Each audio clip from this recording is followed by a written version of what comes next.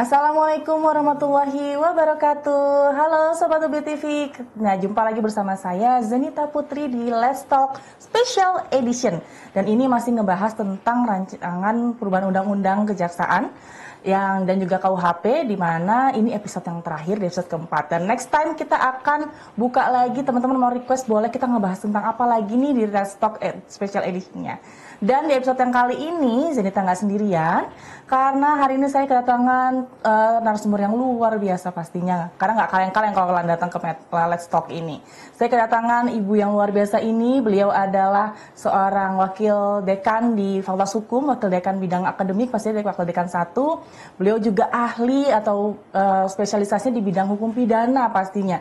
Dan biar nggak lama-lama, langsung aja saya menyapa Ibu cantik, Ibu Milda. Apa kabar? Ibu Milda Istiqomah. Alhamdulillah baik Mbak Zen. Wah, luar biasa. Kita berdua kali ya Bu ya ketemu ya dalam berdiskusi gitu ya bersama ya. Waktu itu juga saya jadi moderatornya, Ibu yang memberikan ini ya. Waktu itu sebagai narasumber juga. Betul. Dan di kesempatan kedua ini saya juga pasti banyak belajar lagi dari Bu Milda, karena pada topik yang sekarang biar biar mungkin teman-teman bosan nih tentang RUU lagi, tapi kita kan juga harus tahu karena kita akan lebih membahas ke diferensiasinya dari masing-masing wewenang. Bener ya Bu ya? Betul. Nah, dari sebelum kita beralih ke yang RU-nya di dalam yang rancangan yang baru, sebenarnya apakah diferensiasi yang terjadi yang sudah berlaku itu seperti apa sih sebenarnya Bu di undang-undang maupun di sistem hukum Indonesia? Ya, baik. Terima kasih Mbak Zen atas kesempatannya diundang di acara ini ya.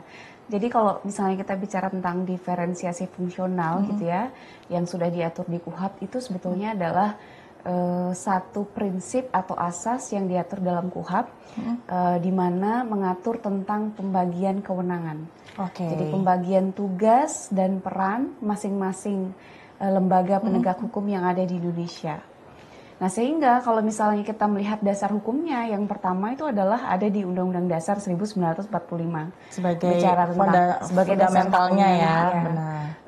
Yang pertama adalah dasar hukum yang berkaitan tentang pemisahan kekuasaan, perlindungan terhadap hak asasi manusia dan sebagainya. Nah, kemudian di KUHP itu pun juga sudah jelas diatur mulai di pasal 1, kemudian di definisi begitu ya, di asas dan di prinsip sebagainya. Memang memisahkan peran dan juga tugas fungsi dari institusi. Masing-masing Misalnya institusi. kalau kepolisian itu kan tugasnya adalah melakukan penyidikan. Penyidikan. Kemudian penuntut umum itu tugasnya di penuntutan, kemudian hakim di pengadilan. Nah, sebetulnya kalau kita melihat konsep dan sejarahnya, ini harus kita tarik ke belakang. Sampai ratusan tahun yang lalu gitu ya. Awal berdirinya dari hukum tadi itu ya? Iya, jadi sebelum berlaku KUHP yang Undang-Undang 8 1981 itu berlaku HIR. Gitu ya. HIR itu adalah hukum acara pada saat zaman kolonial Belanda gitu ya. Jadi memang dasar Indonesia itu hukumnya ada dari kolonial Belanda? Dari Belanda, karena pemerintahan Belanda kan pada saat itu datang ke Indonesia, kemudian melakukan perdagangan rempah dan sebagainya, sampai kemudian sistem hukum kita itu memang asalnya dari Belanda. Diadaptasilah dari undang-undang yang berlaku di beberapa buku yang kemudian diberlakukan gitu. Jadi kita langsung saja copy paste itu. Kalau sekarang istilahnya kan copy gitu paste copy aja ya. Kalau dulu itu ya sudah apa yang kemudian diterapkan di Belanda kemudian juga diberlakukan di Indonesia. Nah, ini mungkin juga banyak teman-teman yang bukan mahasiswa Fakultas Hukum yang tidak mengetahui itu. Benar, gitu. Karena kan mungkin didasarkannya karena ya Undang-Undang Dasar 45 itu aja. Padahal ternyata ada sumber lain. Ada sebetulnya sudah berlaku hukum Belanda gitu. Nah, prinsip diferensiasi fungsional itu sebetulnya memang berkembangnya sejak zaman HIR itu gitu ya. Di mana jaksa penuntut umum itu punya kewenangan yang penuh, punya kewenangan yang mutlak untuk menjadi pengawas dalam suatu perkara. Itu dari mulai awal? Mulai awal memang sudah diberlakukan seperti itu. Jadi jaksa itu memang kewenangannya cukup luas pada saat itu. Nah, kita juga kemudian tidak bisa menafikan fakta bahwa ada tarik-menarik kekuasaan dan kewenangan politik kekuasaan gitu ya setelah Indonesia merdeka di tahun 1945. Nah, kemudian di 1950 itu ada yang namanya Jaksa Agung Suprapto yang kemudian menjadi tokoh utama begitu ya di kejaksaan pada saat itu, yang banyak sekali kemudian mempidanakan menteri, perwira, anggota TNI dan sebagainya. Dari tahun 1950 sampai 1959. Nah, karena kemudian banyak pihak yang merasa bahwa ya keberadaan Jaksa Agung Suprapto ini kan cukup berbahaya pada saat itu ya. Dianggapnya malah berbahaya ya. Justru berbahaya. Kemudian dilengserkan. Nah, dari sejak tahun 1959 sampai kemudian tahun 1990-an gitu ya. KUHP-nya ini kemudian mulai berubah gitu. Jadi dan lebih ditegaskan lagi di Undang-Undang 8 tahun 1981 tentang Kitab Undang-Undang Hukum Acara Pidana yang sebetulnya semangatnya itu adalah semangat untuk integrasi sistem peradilan pidana. Jadi sistem peradilan pidana yang terpadu gitu, ya betul. Dengan prinsip diferensiasi fungsional itu gitu. Meskipun polisi tugasnya hanya ada di penyidikan, kemudian jaksa ada di penuntutan, tetapi sebetulnya mereka harus melakukan koordinasi. Siap. Gitu. Namun demikian, sejak berlakunya KUHP di tahun 1981 sampai dengan sekarang, ini memang banyak perubahan. Perubahan dalam pelaksanaannya, implementasinya, dalam artian bahwa justru tirai diferensiasi fungsional itu justru mengkotak-kotakkan. Itu yang jadi polisi ada batasan-batasan gitu ya. Polisi akhirnya fokus saja pada penyidikan. Nah, jaksa ini sebetulnya pihak yang bertanggung jawab untuk membuktikan perkara itu. Nah, seringkali tidak ada koordinasi yang jelas gitu ya dalam tataran implementasi. Ya meskipun saya bilang tidak ada koordinasi, sebetulnya juga sudah dilakukan koordinasi, tapi memang tidak maksimal. Jadi Mbak Zen mungkin bisa bayangkan betapa banyaknya perkara yang masuk di kepolisian dan juga di penuntut umum gitu ya, yang memang mereka sudah kewalahan sekali gitu. Jadi beberapa perkara, beberapa kasus memang ya akhirnya karena kurang bukti, kurangnya saksi, perkara itu akhirnya tidak bisa dilimpahkan ke penuntut umum. Penuntut umum sudah gitu dari penuntutan juga akhirnya ketika dilimpahkan lagi ke hakiman, ke pengadilan, gitu ya. Bisa jadi kemudian tidak memuaskan lah masyarakat perkaranya kemudian itu. Tidak ada banyak barang bukti atau alat bukti yang kemudian dianggap kurang, kemudian hakim menyatakan bahwa putusannya yang dijatuhkan bebas karena tidak memenuhi unsur, itu juga banyak terjadi gitu. Sehingga kemudian kalau kita melihat konteks yang sekarang, pertanyaannya Mbak Zen tadi, apakah diferensiasi fungsional itu masih relevan ataukah tidak, maka jawabannya masih sangat tergantung gitu. Tergantung pada apa? Diferensiasi fungsional itu masih sangat diperlukan ketika masing-masing institusi itu mengetahui tugas dan kewenangannya. Nah, persoalannya mengapa kemudian rancangan KUHP yang saat ini banyak dibahas, kemudian banyak mengalami pro dan kontra dan ramai, karena di situ diatur salah satu pasal bahwa jaksa itu punya kewenangan untuk melakukan penyidikan juga. Kembali ke zaman waktu yang Belanda itu. Betul. Jadinya. Nah, sehingga persoalannya adalah seperti ini. Persoalannya adalah bukan berarti kemudian ada rapor yang merah begitu ya di kepolisian. Kita tahu sendirilah banyak juga hal-hal yang harus dibereskan begitu. Betul. Tapi dari masing-masing institusi juga dari ada masing-masing pasti. institusi, tapi bukan berarti ini dikotomi yang berbeda antara satu institusi dengan yang institusi yang lain ya. Artinya kalau kepolisian dianggap masih kurang maksimal dalam penegakan hukum, kemudian kewenangannya dilimpahkan ke penuntut umum. Tidak seperti itu juga. Benar. Karena kalau satu lembaga kemudian diberikan kewenangan yang terlalu luas, terlalu besar, juga akan menimbulkan potensi penyalahgunaan kekuasaan itu sendiri gitu. Jadi yang diharapkan seperti apa? Yang diharapkan dalam RKUHP itu adalah adanya check and balance antara masing-masing institusi itu tadi, masing-masing kewenangan tadi. Masing-masing kewenangan dan pelaksanaan dari tugas mereka masing-masing. Jadi seperti itu. Bukan berarti akhirnya ada tumpang tindih kewenangan tadi, atau mungkin ada yang satu merasa pengambil alihan tugas mereka. Seperti itu. Jadi bukan berarti kemudian kalau masih misalnya ada yang kurang dari institusi Polri, kemudian kewenangannya diambil alih juga, tidak juga seperti itu. Betul. Bukan malah menambahkan kewenangan seharusnya, tapi justru memperkuat pengawasan. Pengawasan yang di mana? Ya di seluruh institusi, baik Polri, Kejaksaan, dan juga pengadilan. Saya seakan-akan nggak menyebutkan hakim ya dalam hal ini pengadilan negeri dan sebagainya gitu. Bukan berarti kemudian mereka juga tidak punya salah. tidak punya borok, sama saja begitu. Kita kemarin juga barusan mendengar bahwa ada beberapa hakim yang kemudian berpotensi atau diduga menerima suap karena beberapa kasus besar yang kemarin begitu ya. Kemudian juga ditemukan salah satu pejabat di Mahkamah Agung di dalam apartemennya ditemukan 1 triliun cash uang tunai dan 51 kg emas. Dan gitu. itu kan fakta kan? Itu kan dan fakta. masyarakat tahu karena dari efek media sehingga kalau kita bicara tentang penegakan hukum, ya satu, ya semangat yang ada di KUHAP itu memang harus kita tekankan ya, bahwa peradilan pidana ini kita integrasikan, kita buat secara terpadu, yang tujuannya untuk apa? Ya untuk keadilan gitu. Menegakkan kembali keadilan. Untuk menegakkan keadilan, apapun itu prinsipnya, apapun dari dasar itu hak asasi manusia, gitu ya, betul kan. Nah, ini yang kemudian menjadi persoalan karena satu, Mbak, sampai sekarang rancangan KUHAP yang kita bicarakan itu belum diberikan kepada masyarakat. Artinya yang kita bahas sekarang ini itu masih draft yang di 2012. Jadi padahal kami yang sekarang masih dirancang lagi, masih belum diflorkan kan? Belum, dan kita ini sudah rame. Tapi sudah rame karena yang kita bahas masih 2012 dan juga di draft yang di 2012, dan juga kami belum mendapatkan draft yang terbaru juga gitu. Siang tadi baru saja kami mengadakan diskusi publik gitu ya di Fakultas Hukum, bukan hanya bicara tentang RKUHAP saja, tapi juga bicara tentang rancangan Undang-Undang TNI, rancangan Undang-Undang Polri, dan juga rancangan Undang-Undang Kejaksaan. Nah, ini luar biasa. Nah, itu kayak memang harus dibahas, maksudnya nggak bisa dibahas cuma kita melihat secara cuma satu persatu, atau bahkan cuma luarnya aja gitu loh. Orang menganggap, apalagi sekarang media ya, ketika dimunculkan isu kayak tadi, ada tumpang tindih atau penyalahgunaan kekuasaan. Nah, rame wis langsung. Betul. Nah, sebetulnya satu hal yang kemudian kita juga tekankan adalah prosedur pembentukan perundang-undangan itu sendiri gitu. Jadi kalau dalam mekanisme peraturan perundang-undangan gitu ya, penyusunannya seperti apa, itu harus sudah masuk di prolegnas terlebih dahulu. Nah, di prolegnas 2024 kemarin nggak ada rancangan RKUHAP dan juga rancangan Undang-Undang TNI dan Polri, tapi tiba-tiba muncul.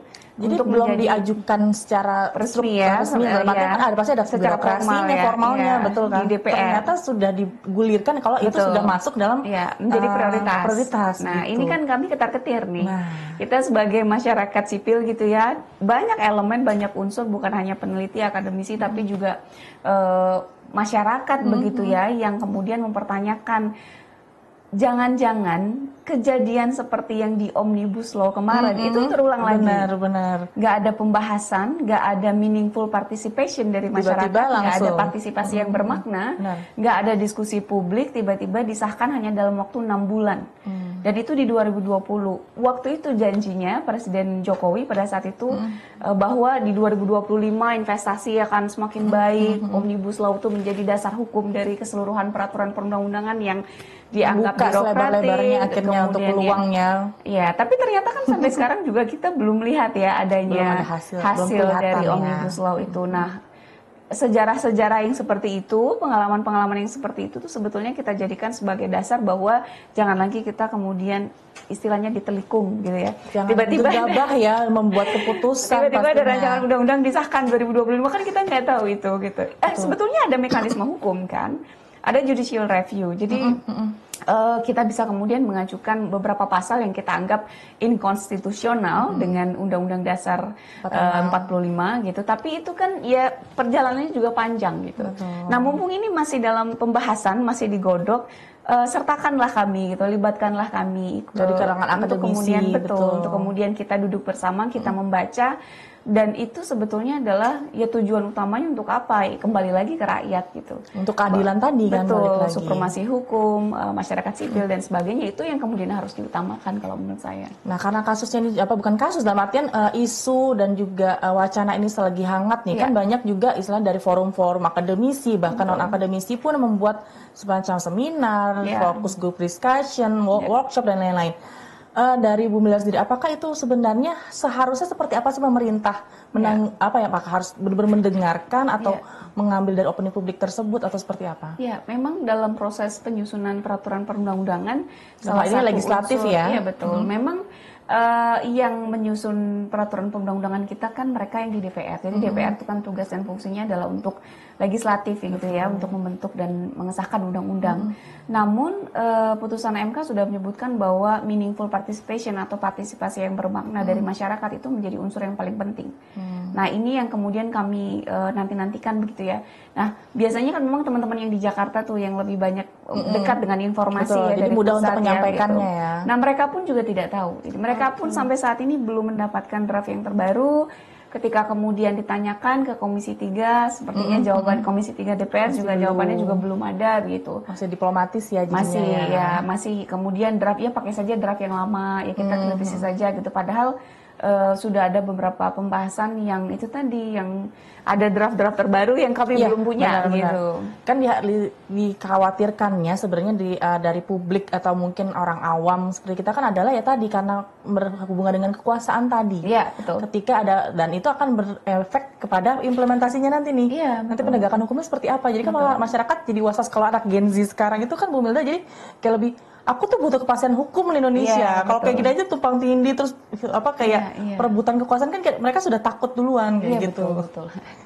Bahasanya berat sekali ya. Oh gitu, berat. Tapi nggak apa-apa, kita tetap harus ajak teman-teman Gen Z ya untuk lebih aware gitu ya. Lebih aware dan juga biar berfaedah kan puasanya ya. Betul. Dan kita tidak kemudian pengen menakut-nakuti nanti Indonesia seperti ini, tapi tujuannya adalah biar mereka tuh lebih mengedukasi ya. Tapi kalau teman-teman tahu misalnya yang Gen Z ini itu semuanya kita juga sudah mengerahkan kekuatan gitu. Artinya mulai dari minggu yang lalu tagar Indonesia gelap itu sudah di mana-mana. Betul. Gitu. Dan banyak sekali persoalan yang kemudian mendasari mengapa kemudian banyak masyarakat ataupun mahasiswa yang turun ke jalan yang kemudian menyuarakan partisipasinya gitu ya, suaranya begitu, yang mengatakan bahwa beberapa indikator yang kemudian dilakukan oleh pemerintah saat ini baru saja dilantik begitu ya, yang sebetulnya tidak berpihak pada masyarakat gitu. Beberapa rancangan undang-undang tadi yang sudah kita bahas,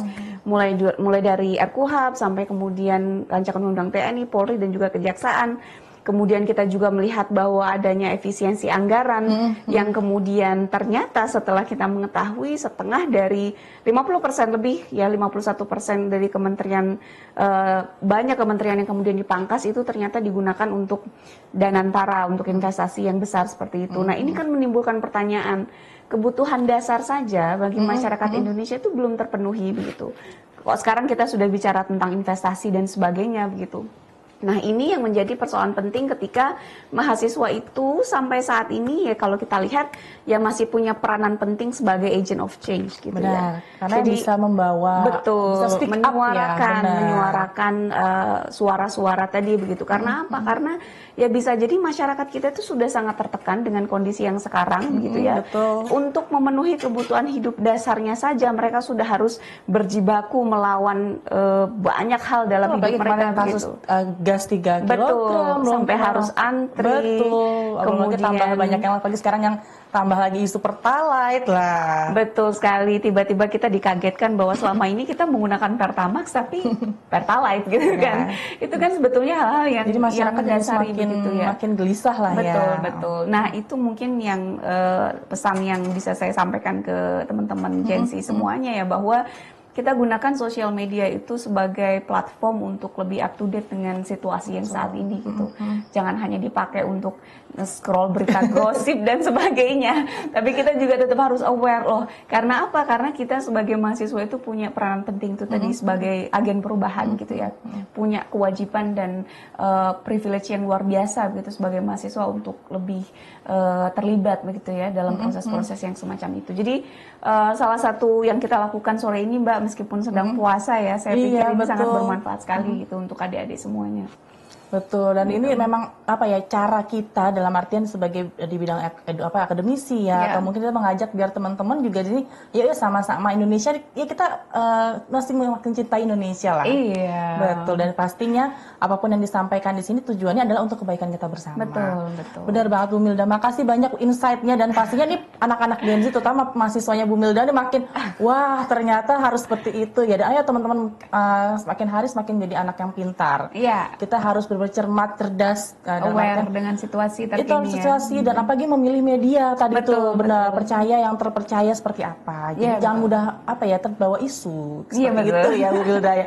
Dan bolehlah sharing-sharing kapan-kapan ke dosen tuh jangan takut aja gitu ya nilai Iya, ya. enggak. Tapi sharing boleh kayak gini ya Iya. Bu. Nanti kalau kita undangnya boleh ya Bu Wilda ya. Siap. Dan teman-teman juga misalnya kalau ada apa pembahasan yang mungkin teman-teman mau kita lebih bahas lagi, beda lagi, boleh banget nanti komen di kolom komentar kita. Dan pastinya juga kita mengucapkan selamat menunaikan ibadah puasa buat teman-teman nih.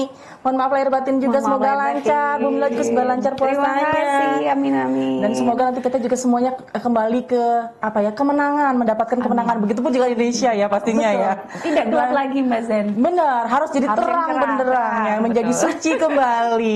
Amin. Nah, itu aja mungkin untuk episode yang hari ini, dan nanti kita jumpa di episode berikutnya pastinya dengan pembahasan lebih menarik lagi. Dan jangan lupa subscribe kita, dan juga terima kasih untuk orang Naminsi yang sudah mensupport hari ini, dan sampai ketemu lagi di episode berikutnya. Wassalamualaikum warahmatullahi wabarakatuh.